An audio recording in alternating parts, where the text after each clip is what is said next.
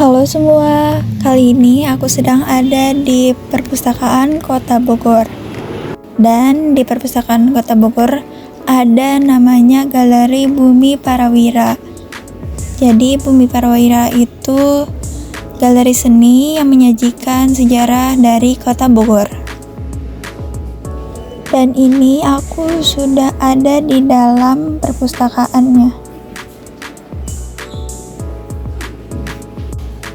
Tiket masuknya itu gratis, bisa pesan lewat online, yaitu melalui web. Dan kita bisa memilih waktu kunjungan yang sesuai. Juga bisa dengan tour guide-nya. Dan ini pintu masuk dari Galeri Seni Bumi Parawira.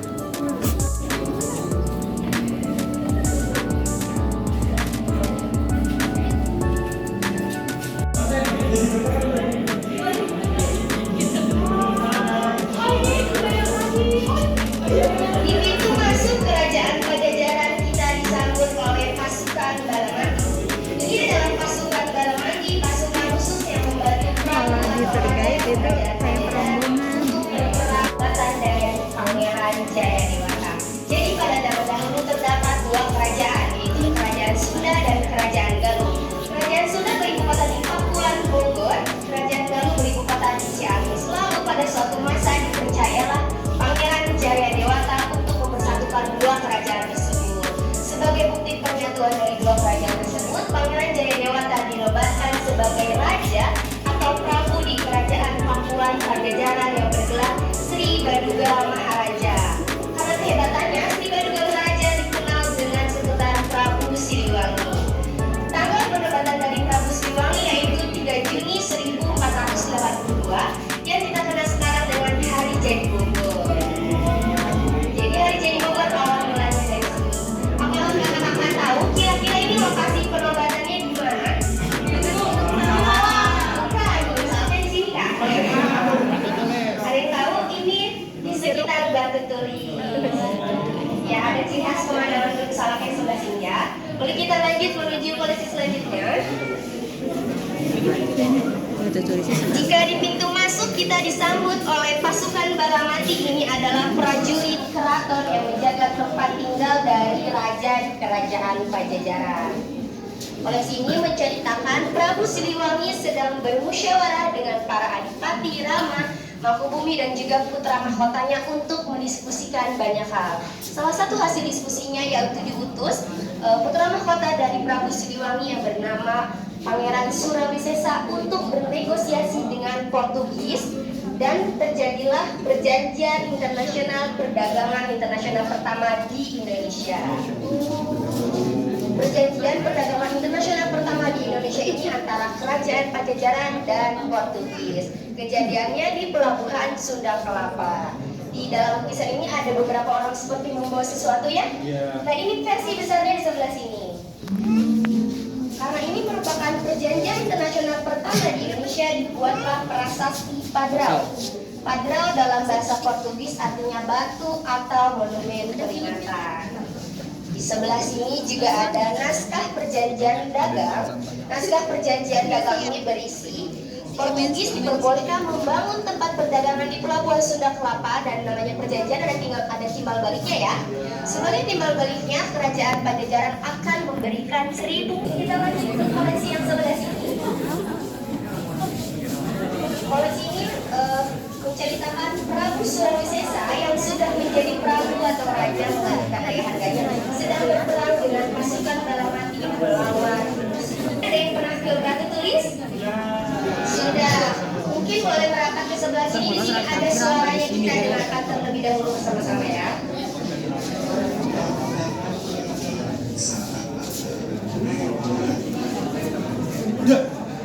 Ini prasasti Batu Tulis yang dibuat pada masa Prabu Surawisesa putra mahkota dari Prabu Siliwangi untuk mengabadikan kehebatan ayahandanya yaitu Prabu Siliwangi. Prasasti ini juga dibuat sebagai permohonan maaf dari Prabu Surawisesa karena beliau merasa tidak bisa mempertahankan keutuhan Kerajaan Pajajaran.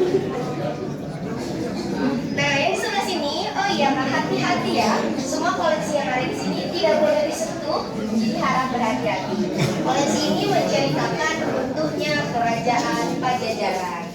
Kerajaan Pajajaran mengalami keruntuhan, salah satu faktornya yaitu karena pemimpin-pemimpin di Kerajaan Pajajaran setelah Prabu Surawisesa tidak menanamkan orang-orang yang ada di dalam dua naskah kuno tadi.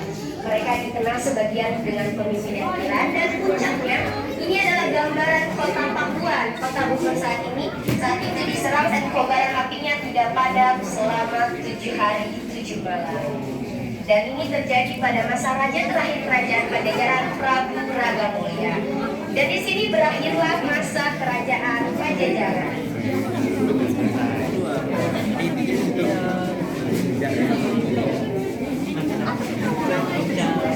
Ini gue juga ingin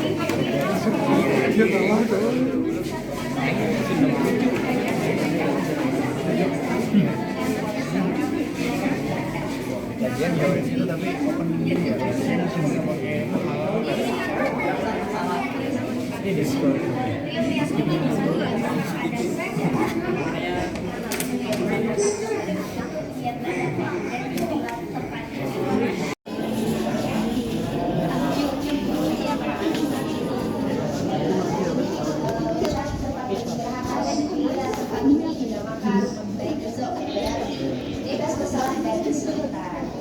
Istana Bogor mengalami renovasi yang banyak sekali, salah satunya itu karena adanya gempa bumi besar. Untuk mitigasi bencana dan juga untuk keselamatan para penghuni istana lalu direnovasi.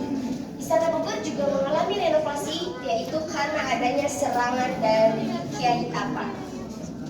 Kiai Tapa adalah keluarga Kesultanan Demak. Menurut beliau, Belanda mengadu domba keluarga Kesultanan Demak dan beliau bergerilya bersama rakyat selama 2 tahun. Hati-hati ya Kak. Benteng pertahanan Belanda yaitu Istana Bogor, dan Istana Bogor mengalami banyak sekali renovasi sehingga menjadi Istana Bogor yang kita kenal sekarang.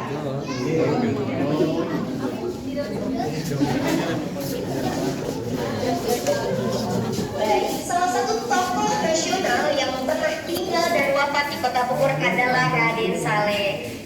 Kenalkah dengan Raden Saleh? Ada filmnya ya. Beliau merupakan seorang maestro pelukis. Dan ini koleksi yang satu-satunya ada di Indonesia, yang galeri ini yang baru pertama kali membuat, menceritakan penangkapan dari Raden Saleh. Raden Saleh ditangkap oleh Belanda karena dianggap sebagai dalang pemberontakan petani di Bekasi. Padahal beliau tidak tahu menahu dan beliau tidak terlibat. Rumahnya didatangi oleh 50 tentara dan barang-barangnya digeledah. Dan ini merupakan koleksi yang belum pernah ada dimanapun. Jadi hanya bisa ditemukan di sini.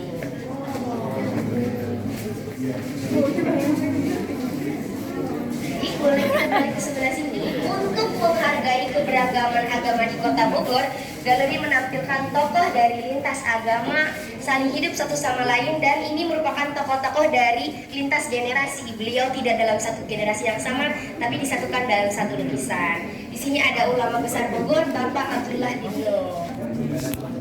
Di belakang sana, tadi kita terlewat, ada kebijakan miskin sel-sel, yaitu pemisahan pemukiman yang dibuat pada masa kolonial Belanda, yang ini menjadi awal mula kenapa jika kita ke Surya Kencana banyak bangunan-bangunan Cina di situ, lalu di Empang banyak saudara-saudara kita dari keturunan bangsa Arab.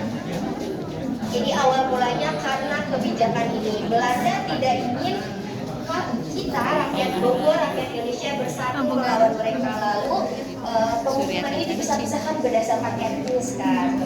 Pernah ke Surya Kencana ya? Ya.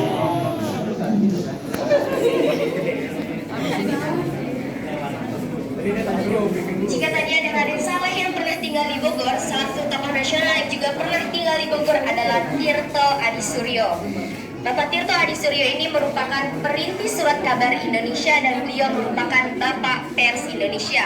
Beliau juga merupakan perintis Sarekat Dagang Islamia. Di sini beliau sedang berdiskusi dengan rekan-rekannya mendiskusikan ADART Sarekat Dagang Islamia, dan tempat diskusinya ini di sekitar Empang.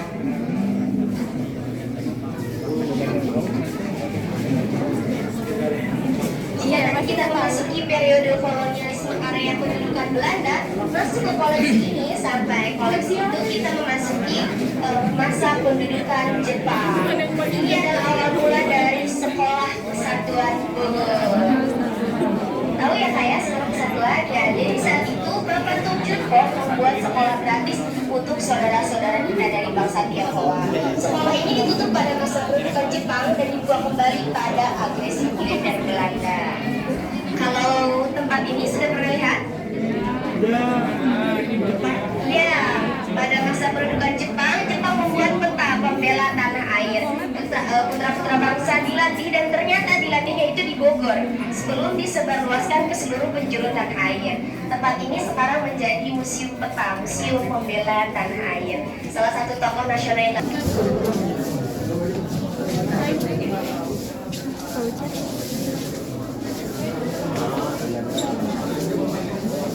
Bapak Soekarno sedang belusukan ke pasar Bogor. Desember dan bertepatan dengan peresmian Galeri Bumi Parawira ini 28 Desember tahun 2023 kemarin. Isi hasil dari konferensi Bogor ini akan diadakan karena tadi pertemuannya diadakan di Bogor ya. Bogor sering dipilih sebagai tempat-tempat penting. Koleksi selanjutnya yaitu Bapak Soekarno sedang menghadiri peletakan batu pertama Fakultas Pertanian pertama Indonesia Institut Pertanian Bogor yang kampus awalnya yaitu di IPB Baranangsia. Kita bergeser ke koleksi selanjutnya. Di sini demonstrasi dari mahasiswa Universitas Indonesia yang dipimpin oleh Sok Hoki. Teman-teman dari mahasiswa berdemonstrasi ke Istana Bogor dan membawa beberapa tuntutan. Pada tanggal 11 Maret 1965, pada tanggal 11 Maret 1965, Bapak Soekarno sedang beristirahat di Istana Bogor.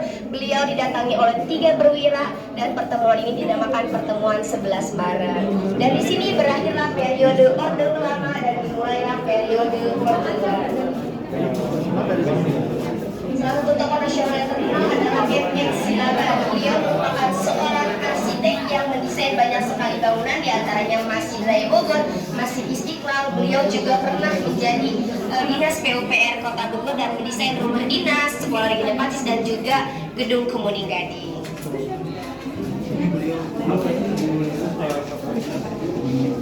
Di sini terdapat instalasi Wali Kota Bogor dari periode Orde Baru sampai Wali Kota Bogor yang sekarang yaitu Bapak Bima Arya.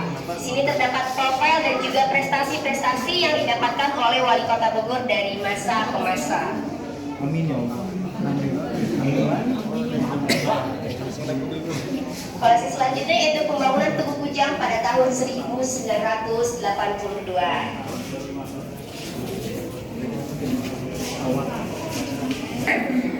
Setepan kendaraan ini dihapuskan dari transportasi umum oleh pemerintah. Isian penumpangnya hanya 6-7 orang dan juga terlalu banyak mengeluarkan emisi karbon.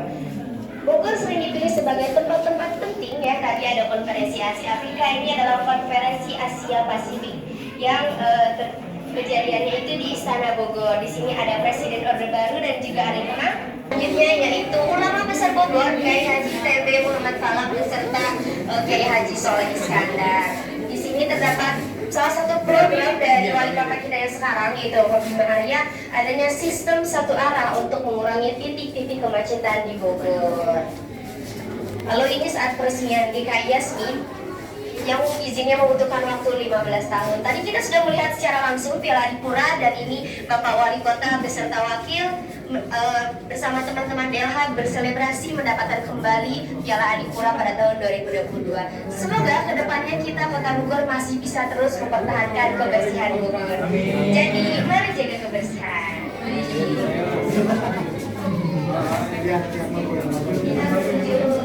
Selanjutnya di sini terdapat instalasi Bogor Kota Hujan. Yang ini melambangkan Bogor sebagai kota hujan. Yang beriring ini melambangkan petir di kota Bogor.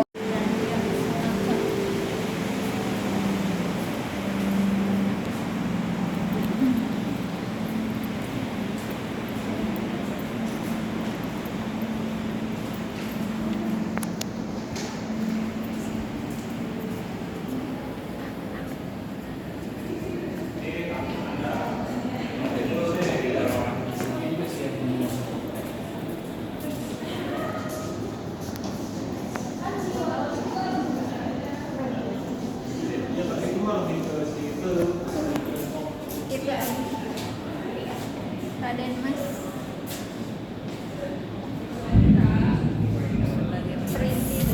Profesi wartawan.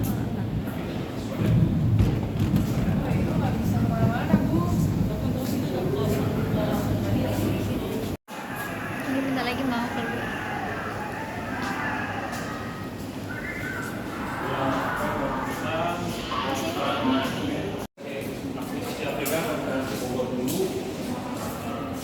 Bu.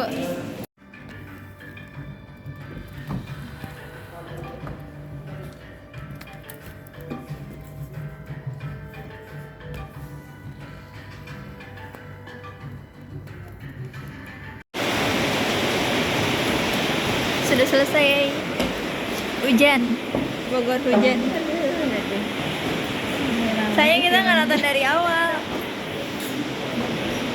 Udah selesai.